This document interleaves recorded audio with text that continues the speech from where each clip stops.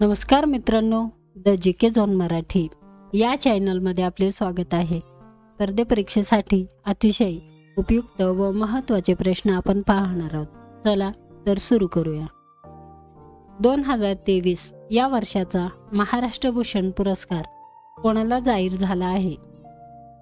2023 या वर्षाचा महाराष्ट्र भूषण पुरस्कार अशोक सराफ यांना जाहीर झाला आहे। कोणत्या देशामध्ये कामाचा 4 दिवसाचा आठवडा जाहीर केला आहे? जर्मनी या देशामध्ये कामाचा 4 दिवसाचा आठवडा जाहीर केला आहे।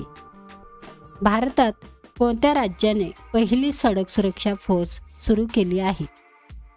पंजाब या राज्याने पहिली सडक सुरक्षा फोर्स सुरू केली आहे। जानेवारी 2024 मध्ये अन्नधान्याची किरकोळ महागाई किती टक्के होती? 8.3% होती। जल जीवन अभियान राबविण्यामध्ये केंद्र व राज्य शासनाचा किती टक्के हिस्सा आहे?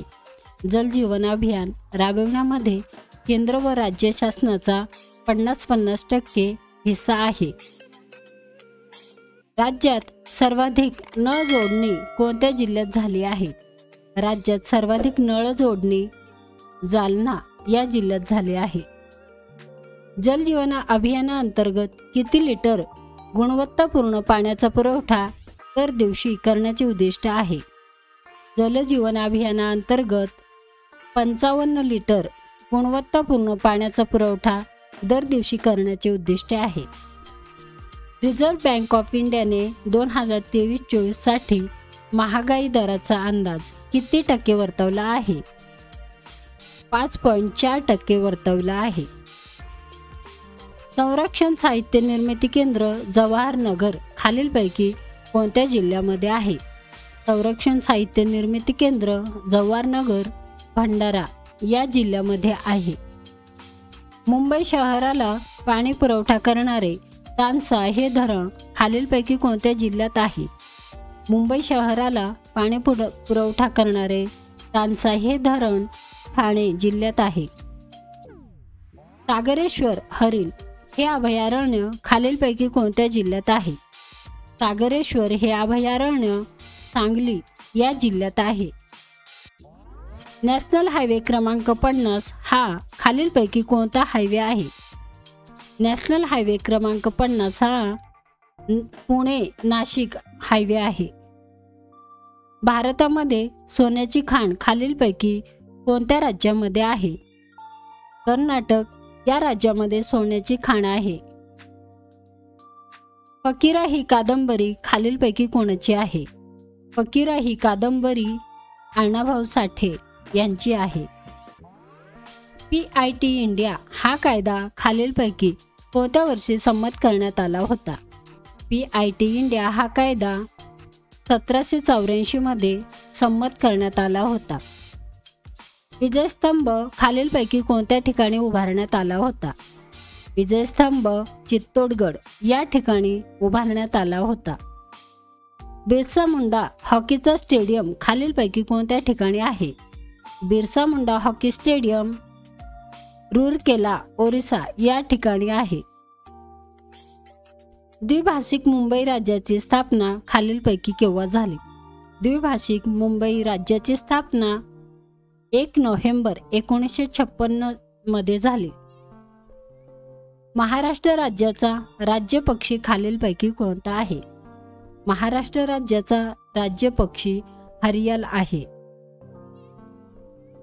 मिठागरांचा जिल्हा असे खालीलपैकी महाराष्ट्रातील कोणत्या जिल्ह्याला म्हणतात? मिठागरांचा जिल्हा असे रायगड या जिल्ह्याला म्हणतात। मकरंदगड हे महाराष्ट्रातील महत्त्वाचे शिखर खालीलपैकी कोणत्या जिल्ह्यात आहे? मकरंदगड हे महाराष्ट्रातील महत्त्वाचे शिखर सातारा जिल्ह्यात आहे। कोल्हापूर ते पणजी यांच्या दरम्यान खालीलपैकी कोणता घाट लागतो? कोल्हापूर ते पणजी यांच्या दरम्यान कोंढा घाट लागतो। महागणपती हे अष्टविनायकांपैकी गणपती मंदिर कोणत्या ठिकाणी आहे? महागणपती हे अष्टविनायकांपैकी रांजणगाव या ठिकाणी आहे. दररोज स्वच्छ कपडे घालावे या वाक्यातील विशेषण ओळखा. दररोज स्वच्छ कपडे घालावेत या वाक्याचं विशेषण आहे स्वच्छ. मार्च नंतर एप्रिल येतो. अधोरेखित शब्दाची जात कोणती? मार्च नंतर एप्रिल येतो.